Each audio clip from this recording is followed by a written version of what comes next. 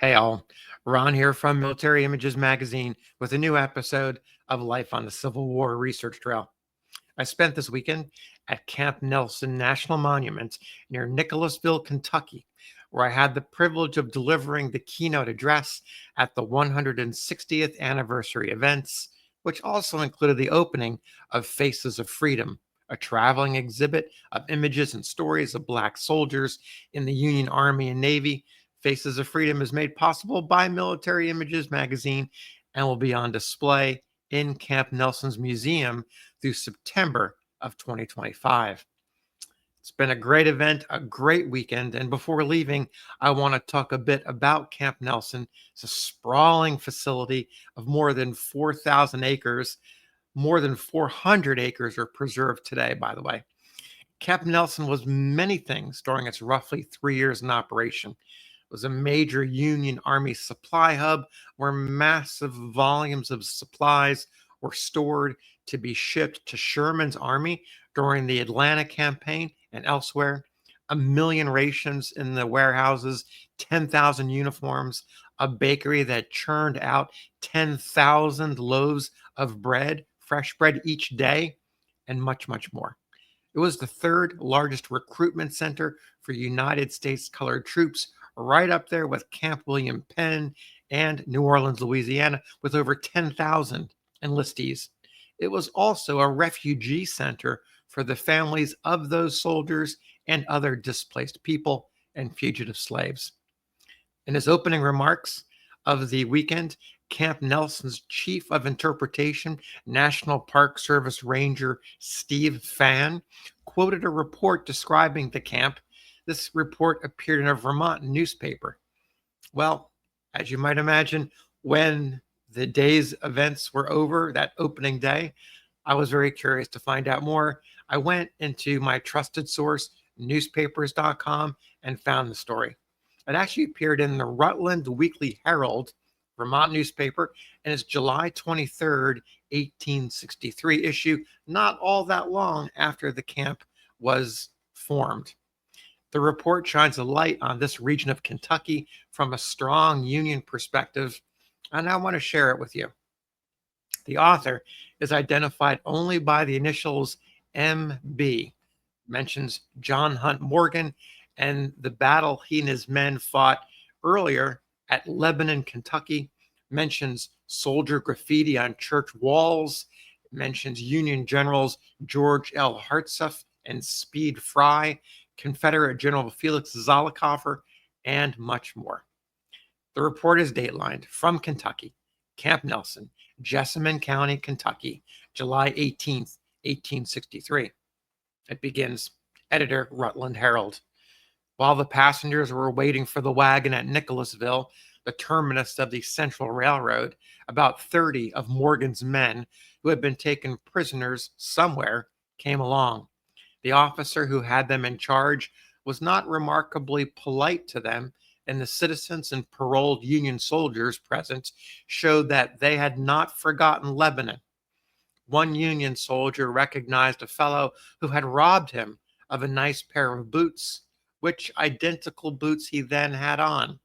Thereupon, Mr. Union politely inquired of Mr. Secesh if it would be convenient to let him have those boots now, and Mr. S concluded that, all things considered, it would be, and, without further ceremony, returned the boots and went on his way barefoot. The Baptist Church in Nicholasville has been occupied by soldiers.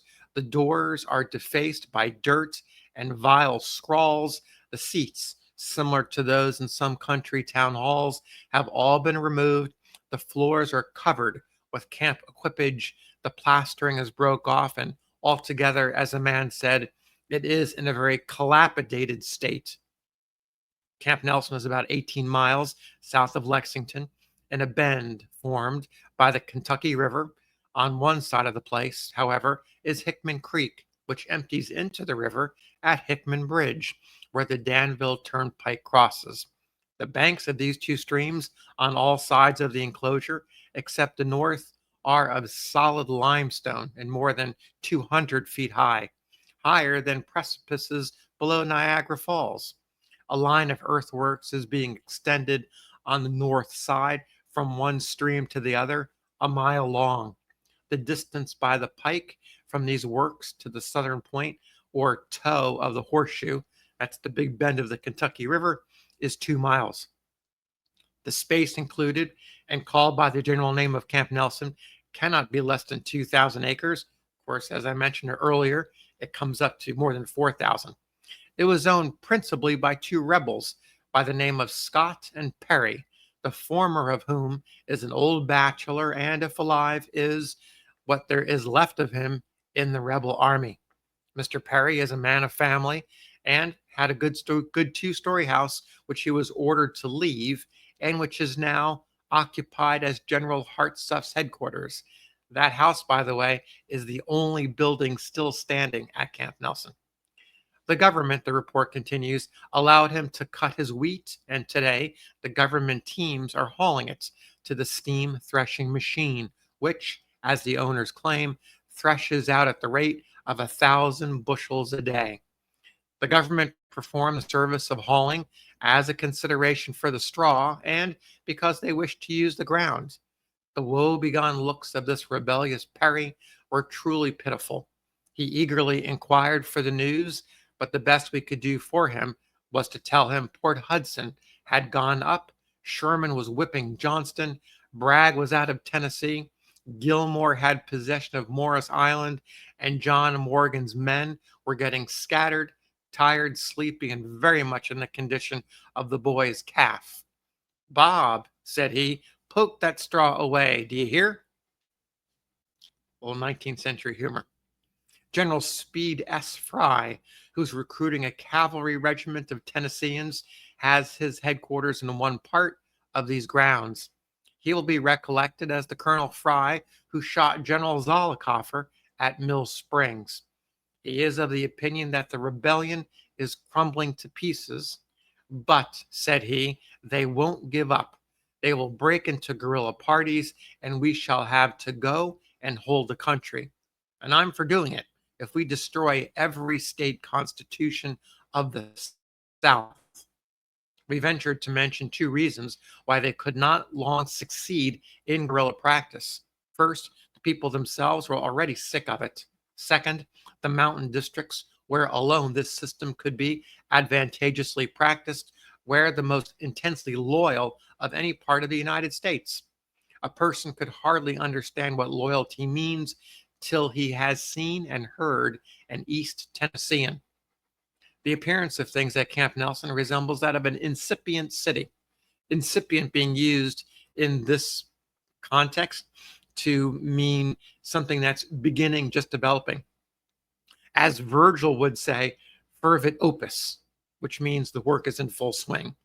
The forest trees consist principally of large white oaks, which the woodman's axe does not spare. The redoubling strokes and the crashing thunder down are constantly heard. There are two steam mills with circular saws 4 feet in diameter, with an additional saw for very large logs, constantly running. It is astonishing to see in what a short space of time an oak log gets used up. The fuel used consists of white oak fence rails, the very best kind of firewood. Oh, how hard the government, no, the administration is on rails. 25 buildings of oak material throughout and of the average size of 40 by 100 feet have already been erected and others are in progress. Just 3 months of work, by the way. One of these is a blacksmith shop, another a wagon maker's, and the rest are for forage, commissary, and quartermaster's stores. It is enough to bewilder an ordinary mortal even to look at the quantities of everything already there. I counted 200 boxes of horseshoe nails, holding perhaps half a bushel apiece. A bakery containing 3 large ovens is constantly churning out the finest kind of bread. A never-failing spring from which runs a stream as big as a man's arm supplies the place with water. A reservoir of the capacity of 4,000 barrels is nearly completed of solid masonry, which will be kept full and from which the water will be hauled to various places wherever it is wanted. One may see at any time of day 3 or 4 teams at the spring, and the men filling their casks by the slow process of catching a bucket full at a time from the spout. Side note, I learned this weekend that they later installed a system of pipes from the reservoir. So water was being piped into Camp Nelson. Fresh water, also running faucets, all that kind of stuff. Roads and streets, the report continues, are being laid out and constructed. Canals and yards are made. The underbrush of forests is cleaned up to give range for stock. Baggage wagons by the score, each drawn by 6 mules, are constantly arriving and leaving. Infantry, cavalry, and batteries are drilling and maneuvering.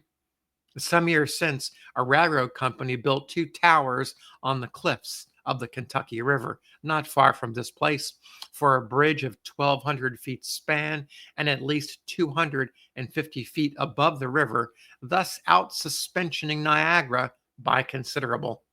Having expended $100,000 on the 2 monuments, they concluded to wait a while, and at the last accounts, the waiting process was still going on.